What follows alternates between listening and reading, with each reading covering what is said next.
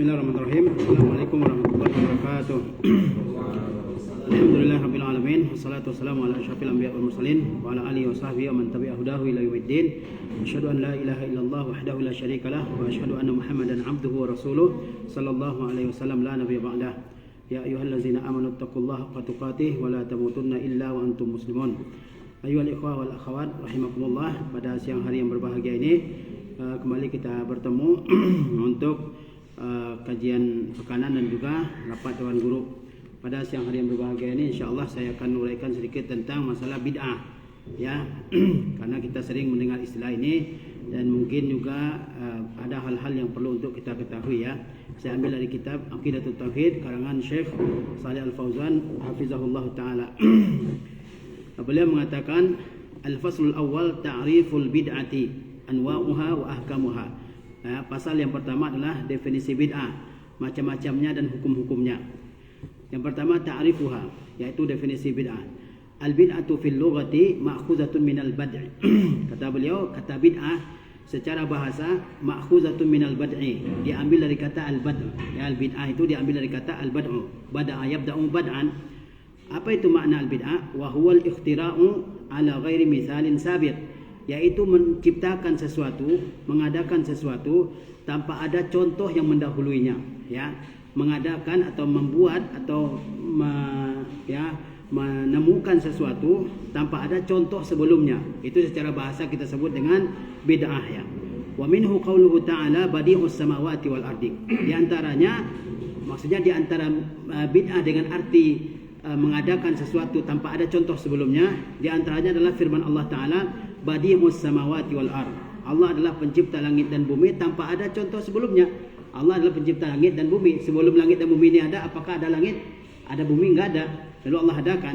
Ya, maka di antara sifat Allah adalah, atau di antara nama Allah adalah apa? Al-Badi'. Al-Badi' itu artinya adalah Allah menciptakan sesuatu tanpa ada sesuatu itu sebelumnya, tanpa ada yang mirip dengan sesuatu itu. Ai mukhtari'uha. Jadi badi' itu maknanya mukhtari'uha, artinya yang menciptakannya. Ala ghairi mithalin sabiq, tanpa ada contoh yang mendahuluinya. Jadi makna bid'ah secara bahasa adalah yaitu mengadakan sesuatu tanpa ada contoh yang mendahuluinya. Itu makna dari bid'ah secara bahasa. Ya. Qauluhu ta'ala, Allah SWT juga berfirman, "Qul ma kuntu bid'an minar rusuli." Ya, katakanlah, aku bukanlah rasul yang pertama. Ya, bid'an minar rusuli, yaitu aku bukanlah merupakan rasul yang pertama. Artinya sebelum Rasul sudah berlalu rasul-rasul yang lain. Sebelum Nabi kita Muhammad SAW sudah berlalu rasul-rasul yang lain, ya. Jadi dia bukan yang pertama, bukan rasul yang pertama, sudah ada rasul-rasul yang lain. Ai ma kuntu awwala man ja'a bir risalati minallahi ta'ala ilal ibad.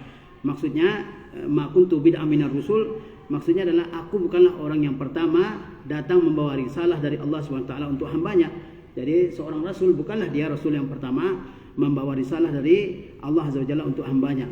Bal taqaddamani katsirun minar rusul, tetapi sudah terdahulu banyak rasul sebelumku. Ya, jadi makna bid'an minar rusul, ma kuntu bid'an minar rusul, artinya aku bukanlah rasul yang pertama, tapi merupakan rasul yang sudah terdahulu, rasul-rasul terdahulu dariku. Nah, itu makna bid'ah secara bahasa, yaitu sesuatu ya, yang baru, tidak ada contoh sebelumnya. Wa yuqalu ibtada'a fulanun bid'atan, yakni ibtada'a tariqatan lam yusbaq ilaiha. Kalau dikatakan ibtada'a fulanun tariqatan atau bid'atan, maka maknanya adalah dia memulai suatu jalan yang belum didahului ia kepada jalan tersebut. Ya, dialah yang pertama kali mencetuskannya. Belum ada orang lain yang melakukan seperti dia. Maka dikatakan ibtada'a fulanun bid'atan. Ya. Kemudian wal ibtida'u ala qismaini. Kata beliau, membuat bid'ah itu ada dua macam. Ibtida'un fil adat kabtida'il mukhtara'atil hadithah wa hadza mubahun li'anna al-asla fil adatil ibaha. Jadi ibtida' membuat bid'ah itu ada dua macam. Ibtida'un fil adat, pertama membuat bid'ah dalam kebiasaan, ya.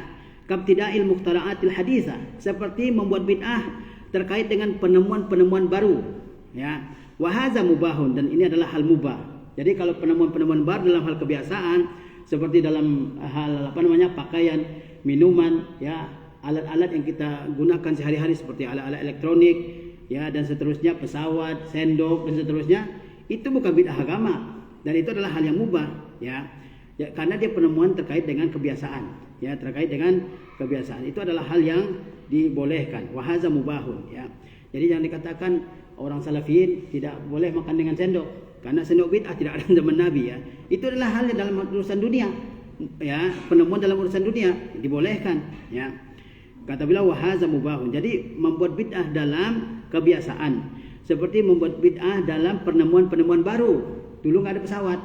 Ada pesawat, ada kapal air, ada mobil, ada motor, ada sepeda. Itu adalah penemuan dalam hal kebiasaan dan itu adalah hal yang mubah. Ya, boleh kita pakai. Boleh kita pakai. Kita boleh pakai pesawat, pakai kapal, ya, pakai komputer misalnya, pakai handphone. Itu adalah hal yang dibolehkan karena dia tidak terkait dengan agama, ya.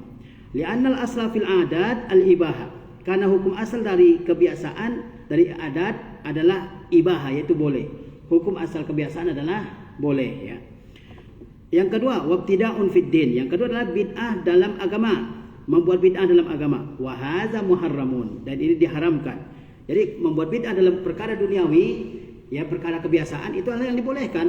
Ya, nenek moyang kita dulu mungkin enggak makan rendang, kita makan rendang boleh. Makan rendang juga bid'ah gitu kan. Nabi enggak makan rendang. Ya. Nabi makannya kurma dengan air. Apakah kita juga harus makan kurma dengan air? Tidak. Itu adalah kebiasaan. Ya. Nabi naik onta, apakah kita juga harus naik onta? Enggak, ya. Tidak mesti kita naik onta. Ada yang lebih nyaman dari onta, ya. Itu bukan bid'ah, ya. Bukan bid'ah yang dimaksud dalam pembicaraan agama, tapi bid'ah dalam kebiasaan. Yang dilarang adalah membuat bid'ah dalam agama. Wa hadza muharramun, yaitu membuat bid'ah dalam agama ini adalah hal yang diharamkan. Li'annal asla fihi at-tauqif. Karena hukum asal dalam agama adalah at-tauqif, yaitu bergantung kepada wahyu dari Allah dan dari sunnah Rasulullah SAW. Sehingga kaidahnya adalah tentang ibadah, al-aslu fil ibadat at-tauqif. Hukum asal dari ibadah adalah at-tauqif. Maksudnya hukum asal dari ibadah itu tergantung kepada dalil. Ada dalil kerjakan, enggak ada dalil jangan dikerjakan. Ada dalil kerjakan, tidak ada dalil jangan dikerjakan. Itu terkait dengan ibadah. Ya, terkait dengan ibadah. Ya. Karena dikatakan al-aslu fil ibadah at-tahrim. Hukum asal dari ibadah adalah haram sampai ada dalil yang menjelaskannya. Beda dengan kebiasaan, al-aslu fil adat al-ibahah. Hukum asal dari kebiasaan adalah boleh sampai ada dalil yang mengharamkannya. Nah, kalau ibadah hukum asalnya haram sampai ada dalil yang memerintahkannya, ya. Sampai ada dalil yang memerintahkannya. Oleh sebab itu tidak boleh kita membuat ibadah-ibadah tertentu sampai ada dalil yang memerintahkannya. Li'annal al-asla fil adat al-ibahah, kata beliau, li'annal asla fihi at-tauqif. Karena hukum asal dari agama adalah at-tauqif, yaitu digantungkan kepada dalil dari Al-Qur'anul Karim dan hadis Nabi sallallahu alaihi wasallam. Qala sallallahu alaihi wasallam, Rasulullah SAW bersabda, "Man ahdasa fi amrina hadza ma laisa minhu fahuwa raddun." Barang siapa yang mengada-ngada dalam perkara kami ini. Apa maksudnya dalam perkara kami ini? Dalam agama kami ini. Ma laisa minhu, sesuatu yang tidak termasuk dalam agama itu, fahuwa raddun. Maka yang diadakan itu adalah tertolak. Ya, jadi barang siapa yang mengada-ngadakan tata cara tertentu dalam agama, tata cara beribadah tertentu, keyakinan-keyakinan tertentu dalam agama ini yang tidak bersumber kepada wahyu dari Allah dan dari hadis Rasulullah SAW, fahuwa raddun, maka itu ditolak. Wa fi riwayatin, dalam riwayat yang lain, man amila amalan laisa alaihi amruna fahuwa raddun.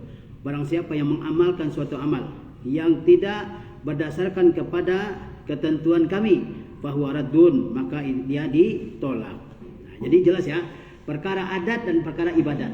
Ya, kalau perkara adat kebiasaan hukum asalnya boleh, ya, sampai ada dalil melarangnya. Perkara agama hukum asalnya dilarang sampai ada dalil yang membolehkannya. Ya, maka kalau orang mengadakan suatu bid'ah, dia harusnya menunjukkan dalilnya, bukan orang yang melarang yang harus mendatangkan dalil, karena hukum asalnya diharamkan. Ya, kalau kita katakan ini perbuatan bid'ah, dia bilang mana dalil yang menunjukkan bid'ah? Dia yang harus menunjukkan bid'ah karena dia yang menetapkan ibadah. Ya. Kemudian anwa'ul bid'ah, macam-macam bid'ah. Al bid'atu fid dini naw'an. Bid'ah dalam agama itu ada dua macam.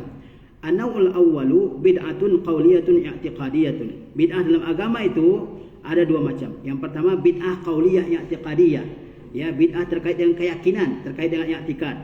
Kama qalatil Jahmiyah, seperti i'tiqad atau keyakinan-keyakinannya kelompok Jahmiyah, wal Mu'tazilah, keyakinannya kelompok Mu'tazilah, wal Rafidah, dan juga keyakinan kelompok Syiah Rafidah, wa sairil firaqil ad-dallati wa i'tiqadihim, dan keyakinan seluruh firak-firak, seluruh sekte-sekte yang sesat dan juga i'tiqad mereka.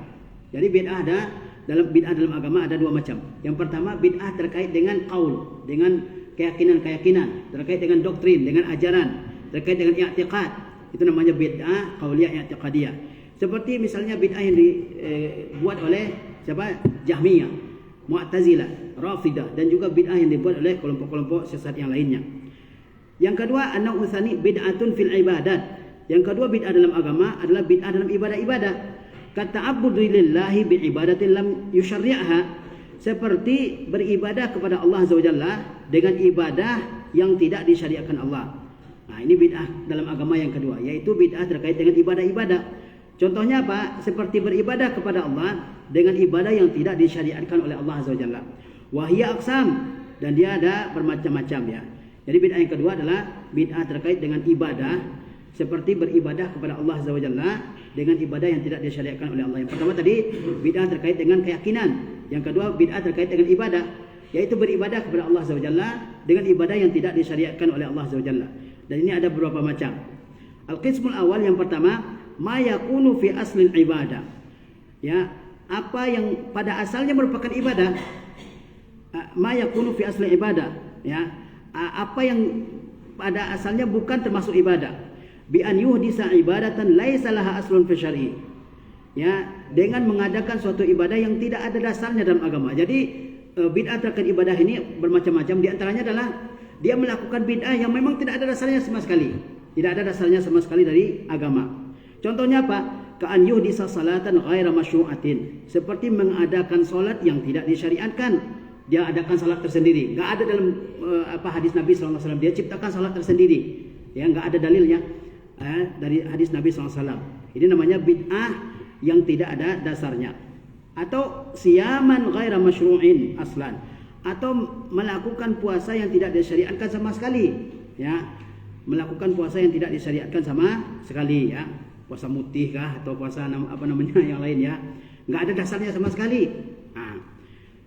Au a'yadan ghaira masyru'atin, atau melakukan perayaan-perayaan yang tidak disyariatkan, ka'ayadil mawalid wa ghairiha, seperti perayaan-perayaan terkait dengan maulid, ya, dan juga yang lain-lainnya.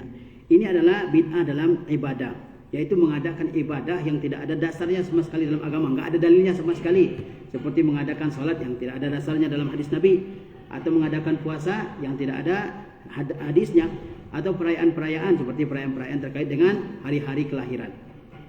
Al-qismu tsani ma yakunu min ziyadati fil ibadatil masyru'ah. Bagian dari bid'ah terkait ibadah yang kedua adalah apa yang merupakan tambahan dari ibadah yang disyariatkan.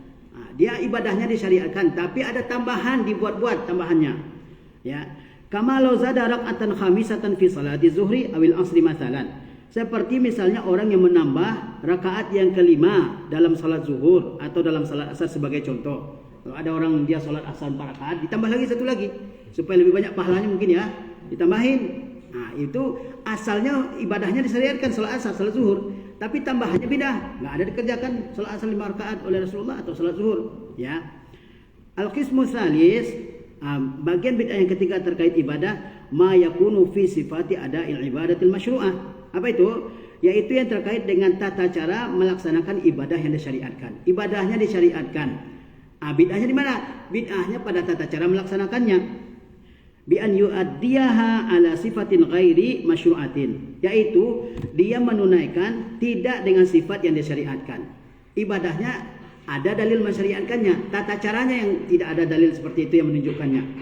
Ya, wa zalika ka'ada'il azkaril masyru'ati bi aswatin jama'iyatin mutribatin, yaitu seperti menunaikan zikir-zikir yang disyariatkan dengan suara yang jamaiyah, yang bersama-sama, mutribatin, dan pakai irama. Seperti zikir-zikir setelah sholat, dibaca bersama-sama, kemudian ada iramanya, ya. Ini tidak ada. Zikir setelah sholat ada dalilnya. Rasulullah SAW berzikir setelah sholat, ya kan? Tapi zikir dengan cara-cara tertentu seperti bersama-sama dengan satu suara, ada paduan suaranya, ada irama tertentunya, itu enggak ada dicontohkan oleh Rasulullah SAW. Itu namanya bid'ah yang merupakan tambahan terhadap ibadah yang ada dalilnya. Wa kat tasydidi 'ala nafsi fil ibadat, Juga termasuk dalam hal ini adalah seperti berlebihan terhadap diri dalam ibadah. Ya, ila haddin yakhruju an sunnati Rasul, sampai kepada batas keluar dia dari sunnah Rasulullah SAW. Jadi orang berlebihan dalam suatu ibadah sampai kepada batas dia keluar dari sunnah Rasulullah SAW. Yang keempat, ma yakunu bi takhsisi waqtin lil ibadatil masyru'ah. Yang keempat adalah bid'ah terkait ibadah, yaitu apa yang berkaitan dengan mengkhususkan waktu tertentu untuk ibadah yang disyariatkan. Jadi perintahnya mutlak dalam agama, enggak dibatasi dengan waktu tertentu. Kemudian dibatasi dengan waktu tertentu. Baca surah Yasin kapan saja boleh. Kapan saja boleh kita baca surah Yasin. Tapi membatasi baca surah Yasin pada malam Jumat, itu enggak ada dalilnya. Maka disitulah bid'ahnya, bukan baca surah Yasin bid'ah. Baca surah Yasin, surah dari surah Al-Quran kapan saja dibaca. Tapi membatasi di malam Jumat aja kita baca. Atau setiap kali ada orang kumpul untuk mendoakan orang mati saja dibaca. Di luar itu enggak dibaca. Mana dalilnya? Jadi membatasi waktu untuk ibadah yang sudah ditentukan, yang tidak dikhususkan oleh syarak. Contohnya kataksisi yaumin nisfi min Sya'ban, seperti mengkhususkan hari tanggal 15 dari bulan Sya'ban, walailatihi, dan juga malam 15 bulan Sya'ban, bisiyamin wa qiyamin, dengan mempuasakan pada siang harinya dan mengerjakan sholat pada malam harinya. Ya kan? Itu nggak ada mana yang membatasi melakukan puasa pada siang hari di bulan Sya'ban dan sholat malam di bulan Sya'ban di pertengahannya. Mana dalilnya? Nggak ada. Fa inna aslas siyami wal qiyami masyru'un. Pada dasarnya puasa dan sholat malam disyariatkan, walakin takhsisuhu biwaqtin minal awqat yahtaju ila dalil. Namun pengkhususannya dengan satu waktu dari waktu-waktu memerlukan dalil. Ya. Seperti membiasakan membaca surah Yasin pada setiap malam Jumat. Membaca surah Yasin adalah ibadah. Sebagian surah Yasin adalah salah satu surah dari Al-Qur'anul Karim. Ya, dia berpahala sebagaimana kita membaca surah-surah yang lain. Ya, tapi membatasi membaca surah Yasin pada setiap malam Jumat, bahkan ada pahala tertentu, misalnya kalau kita baca di malam Jumat, itu perlu dalil. Ya, perlu dalil. Mana dalil menunjukkan? Mana dalil menunjukkan hal itu? Kalau dia tidak ada dalilnya, maka tidak boleh dikhususkan pada waktu-waktu tertentu. Ya, kalau ada dalil menunjukkannya, silakan. Baik. Yang selanjutnya, hukmul bid'ati fid dini bi jami'i anwa'iha. Ya, hukum membuat bid'ah dalam agama dengan segala ragamnya. Kullu bid'atin fid dini fahiya muharramatun wa dhalalun. Semua bid'ah dalam agama fahiya muharramatun, maka ia diharamkan, wa dhalalun, dan merupakan kesesatan. Ini poinnya nih. Semua bid'ah dalam agama diharamkan dan merupakan kesesatan. Liqaulihi sallallahu alaihi wasallam, wa iyyakum wa muhdatsatil umur. Berdasarkan sabda Nabi sallallahu alaihi wasallam, jauhilah oleh kalian perkara-perkara yang baru. Fa inna kulla bid'atin dhalalatun. Fa inna kulla muhdatsatin bid'atun. Sesungguhnya setiap bid'ah itu ada, setiap perkara yang baru itu adalah bid'ah, perkara baru dalam ibadah, dalam agama maksudnya. Wa kulla bid'atin dhalalatun. Dan setiap bid'ah itu adalah kesesatan. Jadi kata Syekh bahwa setiap yang namanya bid'ah dalam agama, ingat ya, bid'ah dalam agama pertama dia diharamkan dan merupakan kesesatan. Dalilnya kata Rasulullah, jauhilah oleh kalian perkara-perkara baru, karena setiap perkara baru dalam agama adalah bid'ah dan setiap bid'ah itu adalah kesesatan. Wa qauluhu sallallahu alaihi wasallam, man ahdasa fi amrina hadza ma laysa minhu fa huwa raddun. Juga sabda Nabi SAW, juga berdasarkan sabda Nabi SAW, barang siapa yang mengada-adakan dalam perkara kami ini, maksud dalam agama kami ini, sesuatu yang tidak termasuk di dalam agama tersebut, maka yang dilakukannya itu ditolak. Wa fi riwayatin, man amila amalan laisa alaihi amruna fa huwa raddun. Barang siapa yang mengerjakan suatu amal yang tidak sesuai dengan perintah kami, maka ia ditolak. Fadalal hadithani ala anna kulla muhdatsin fid dini fa huwa bid'atun. Kedua hadis ini, hadis man ahdasa fi amrina hadza ma laysa minhu fa huwa raddun, dan hadis man amila amalan laisa alaihi amruna fa huwa raddun. Kedua hadis ini menunjukkan ala anna kulla muhdatsatin fid dini fa huwa bid'ah, bahwa setiap perkara baru dalam agama adalah bid'ah. Kedua hadis ini menunjukkan bahwa setiap perkara baru dalam agama, ingat ya, selalu dikatakan perkara baru dalam agama, ya. Setiap perkara baru dalam agama adalah bid'ah. Wa kullu bid'atin dhalalatun mardudatun. Dan setiap bid'ah itu adalah kesesatan dan ditolak. Wa ma'na zalika annal bid'ah fil ibadati wal i'tiqadati muharramatun. Maknanya adalah bahwa bid'ah dalam perkara agama, dalam perkara ibadah, dalam perkara i'tiqad adalah muharramah, diharamkan.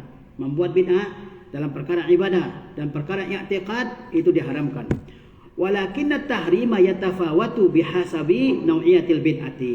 Namun keharamannya berbeda-beda, bertingkat-tingkat sesuai dengan jenis bid'ahnya. Jadi membuat bid'ah itu diharamkan, kesesatan, tetapi keharamannya, tingkat dosa keharamannya berbeda-beda.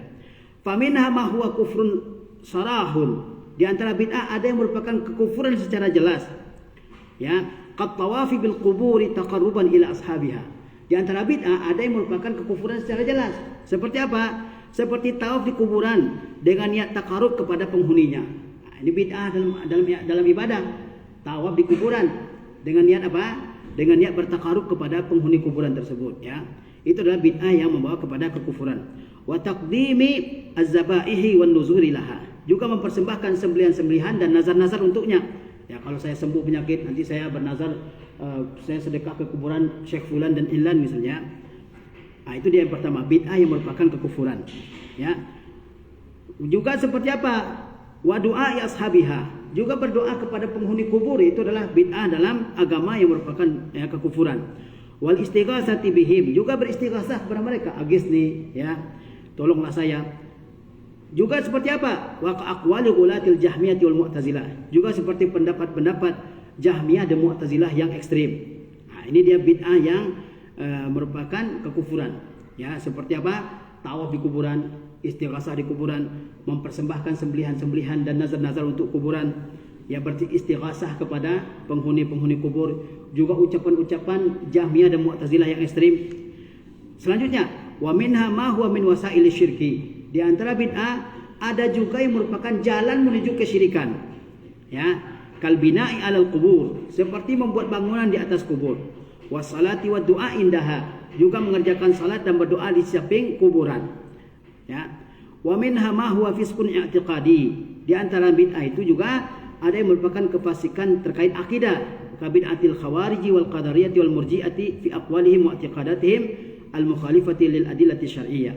Ada di antara bid'ah itu yang merupakan fasik i'tiqadi, ya. Seperti bid'ahnya kaum Khawarij, bid'ahnya kaum Qadariyah, bid'ahnya kaum Murji'ah terkait dengan ucapan-ucapan mereka dan keyakinan-keyakinan mereka yang menyelisihi dalil-dalil syar'iyyah.